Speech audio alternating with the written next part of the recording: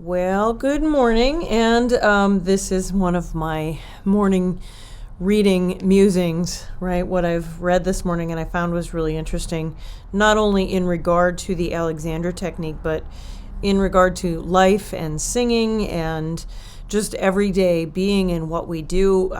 This was really interesting. I read a line that said, "Fear paralyzes growth." And I think that's probably really true. We become emotionally bound up in these stories that we tell, and fear paralyzes us from experiencing and looking into new ways of doing things, right? So, judging yourself through these emotional lenses, right? These stories and these things that may not actually even be factually true. Tony Robbins once said, and I just stuck with me and I remembered it. He said, "Fear is false evidence that appears real."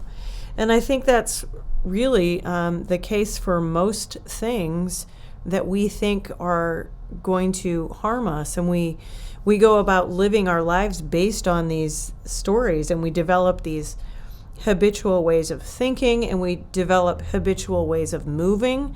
And of course, in the Alexander technique, that's a lot of the focus is the way we move, right? But also the way we think, because you can't separate the mind and the body. Alexander was really fond of, using the term psychophysical unity. It is really one thing. What one thing does affects the other. What your mind does affects your body. What your body does affects your mind. And it gets me thinking that, we've been conditioned like this to be afraid of things and to learn to react on impulses and feelings and emotions rather than being able to think through and experiencing some new things.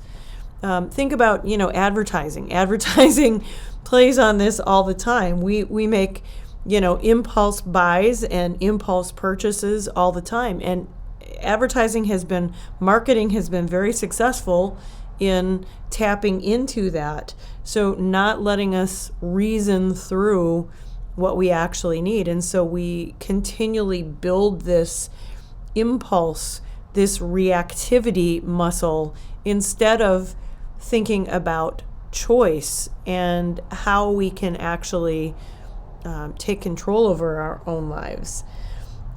Alexander, in the book I was reading this morning, said people have been robbed of their freedom of thought and action. We've become creatures of impulse. That is so true, but I don't think we have to be that way. I think in all sorts of applications, we learn different things. And I think part of the difficulty is that in learning something new, the old way feels right and the new way feels quite wrong and weird at times. But think about it. Have you ever rearranged a room? Have you ever had a new place that you put your keys? How many times do you go to the old place before you learn to go to the new place? You have to recondition, and that walking into the other room is like, it's uncomfortable. It feels wrong. Going to find your keys in the new place feels wrong because the neural pathways and your muscular habits have been so ingrained in one way. Think about software updates. Again, we learn all the time. Every time your software updates, something's new, and you have to go learn something else. But the learning of it is often uncomfortable.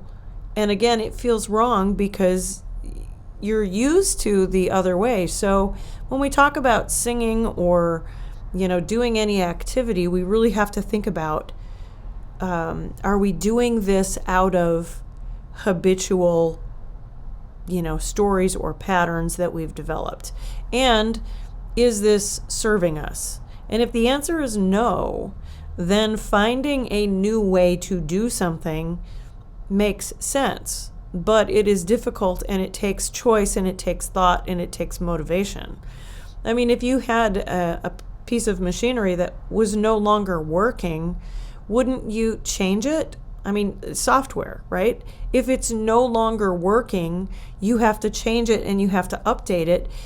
We do this all the time. Why are we so, fearful or hesitant to do this within ourselves, right? I want to hit this high note and I'm going to go about it the same way I've always gone about it, and it might work and it might not, but damn it, I'm not going to change how I'm doing it to get more consistency. Why? Why would you do that? If you know you're going to be inconsistent and you know that the way you're doing it might be harmful to you, why wouldn't you find a new way of doing it? I think because it's uncomfortable, right? So learning to discard the old ways, learning to discard the old mental and physical and emotional habits, that's really hard. First we have to become aware of them. We have to know that we're doing them. And then we have to look at them and say, is this serving me anymore? And if the answer is no, then moving from what you know, which feels right, to maybe what you don't know, trying something new, which feels wrong and uncomfortable, that's the hard part. But we do have that choice.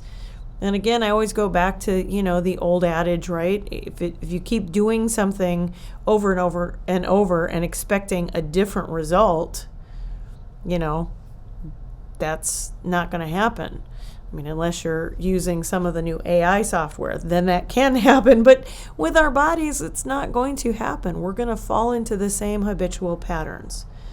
So my question and my thinking this morning in my own self, and maybe you can take some of this as well, is what am I doing that is no longer serving me? What way of moving, what way of being am I still doing? What habits do I have that are not serving me? And how can I move from my known habits, which feel right, to something that's potentially better for me and will yield different and better results, but it's going to feel weird in the moment. My friend Grace always says I have to become more comfortable in the discomfort, right? The change is uncomfortable often. And if we can sit with it and go, well, this is what it is for this season. It's not going to last forever, but I have to be able to sit here and know that I am in process.